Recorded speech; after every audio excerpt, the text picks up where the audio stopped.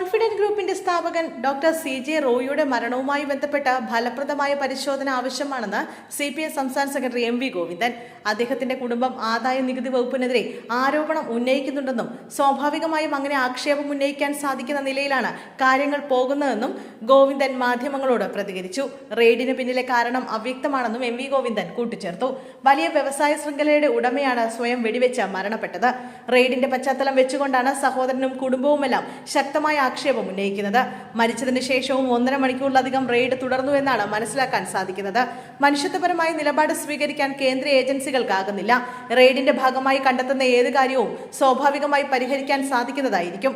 ഇത്തരത്തിലൊരു അവസ്ഥ എന്തുകൊണ്ടുണ്ടായി എന്ന് ഫലപ്രദമായി പരിശോധന നടത്തേണ്ടതുണ്ട് എന്നായിരുന്നു MV ഗോവിന്ദൻ പറഞ്ഞത്. അതേസമയം പയ്യന്നൂരിലെ രക്തസാക്ഷി ഫണ്ട് തട്ടിപ്പുമായി ബന്ധപ്പെട്ട വെളിപ്പെടുത്തലുകൾ നടത്തിയതിന് പിന്നാലെ CPM പുറത്താക്കിയ V കുഞ്ഞികൃഷ്ണൻ പുസ്തക പ്രകാശനത്തിന് പോലീസ് സംരക്ഷണം തേടി അദ്ദേഹം കോടതിയെ സമീപിച്ചതുമായി ബന്ധപ്പെട്ട മാധ്യമങ്ങളുടെ ചോദ്യത്തിന് ഗോവിന്ദൻ വ്യക്തമായ മറുപടി നൽകിയില്ല. അതൊക്കെ കോടതി നോക്കിക്കൊള്ളുമെന്നായിരുന്നു പ്രതികരണം. തദ്ദേശ ദിനാഘോഷം ഫെബ്രുവരി 18, 19 തീയതികളിൽ ആന്തൂരിൽ നടത്തുമെന്നും ഗോവിന്ദൻ പറഞ്ഞു.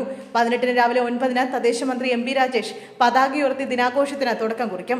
19 മുഖ്യമന്ത്രി പിണറായി വിജയൻ സമാപന സമ്മേളനം ഉദ്ഘാടനം ചെയ്യും.